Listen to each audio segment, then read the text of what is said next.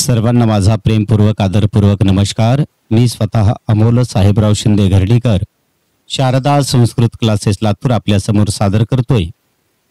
मी कक्षाया कृते एतत् नियुक्तं पुस्तकं वर्तते, तस्मिन् पुस्तके आगतः सप्तमः पाठः संस्कृत नाट्यस्तबकः सरलार्थ लेखनार्थम। या 3 पुष्पापैकी एका पुष्पावर आधारित उतार आपल्याला प्रश्नपत्रिकेमध्ये विचारला जातो आणि त्या उतार्याचं व्यवस्थितरित्या वाचन करून त्याचं फक्त मराठीमध्ये भाषांतर लिहिणं आपल्याला अत्यंत आवश्यक आहे। मराठीमध्ये लिखाण करत असताना वेलांटी उकार मात्रा काळजीपूर्वक लिहिणं आवश्यक आहे।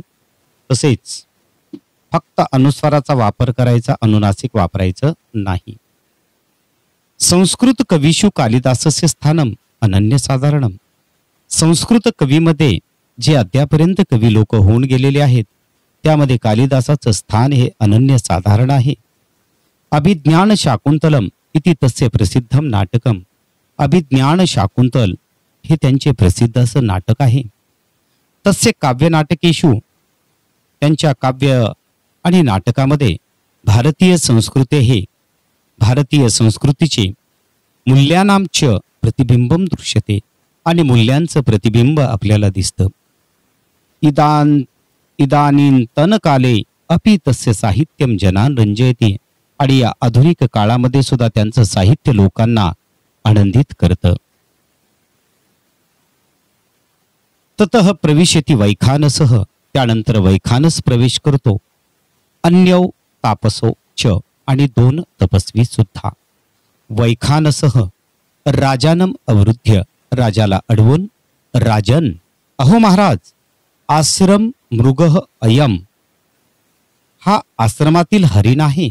न हंतव्यः न हंतव्यः, याला मारू नका, याला मारणे योग्य नव्हे। आशु प्रतिसंहर सायकम, आशु ताबडतोब ताबडतोब आपला धनुष्यबाण बाजूला सरकावा। राज्ञाम शस्त्रम अर्थ त्राणाय भवती न तू अनागसी प्रहर्तु। राजांचं शस्त्र हे जे कष्टी आहेत, संकटात आहेत, दुःखी आहेत, त्यांना वाचविण्यासाठी, त्या संकटातून बाहेर काढण्यासाठी असते। न तू अनागसी प्रहर्तु, अचानकपणे आपल्या समोर आलेल्या दुर्बळ लोकांना मारण्यासाठी नव्हे।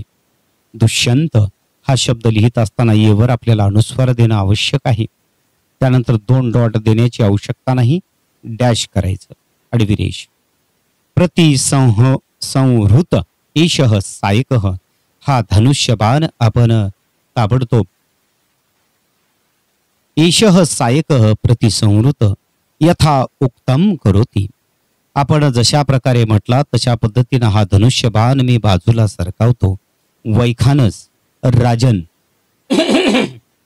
अहो महाराज समिधा हरणाय प्रस्थिता वयम। वैखानस म्हणतात आम्ही समिधा आणण्यासाठी जात आहोत।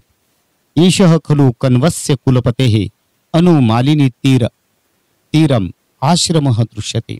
हे खरोखर कण्व ऋषीचे अनुमालिनी नदीच्या काठावरील हे आश्रम दिसत आहे। प्रविश्य प्रतिगृह्यताम अतिथेयः सत्कारः, आपण प्रवेश करून अतिथीचा स्वागत सत्कार आपण स्वीकारावा। दुष्यंत तपोवन निवासीनानाम उपरोधः मा भूत, तपोवनामध्ये राहणाऱ्या लोकांना त्रास होऊ नये।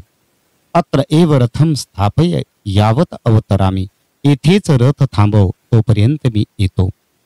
सुतः म्हणजे रथ चालविणारा सारथी, धृताः प्रग्रहाः लगाम खेचून धरले आहेत। अवतरतु आयुष्यमान, महोदयाने महाराजांनी खाली उतरावे। दुष्यंत अवतीर्य, खाली उतरून। सूत हे सारथ्या विनीत वेशेन प्रवेष्टव्याने तपोवनानी नाम। तपोवन म्हणजे अतिशय नम्रपूर्वक अशा पद्धतीनं वेश परिधान करून आपण त्या ठिकाणी प्रवेश करणे आवश्यक आहे। इदम तावत गृह्यताम, तोपर्यंत हे आपण घ्यावे।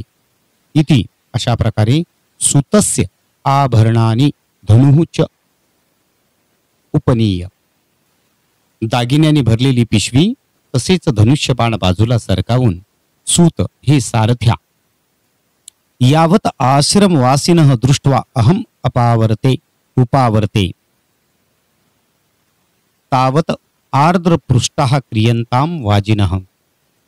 हे सारथ्या, आश्रमामध्ये राहणाऱ्या लोकांना भेटून त्यांचं दर्शन घेऊन आम्ही येईपर्यंत वाजिनः घोड्यांच्या पाठीवर तो पाणी टाकावं. सुतः सारथी तथा ठीक आहे इति निष्क्रांत अशा प्रकारे तो निघून जातो.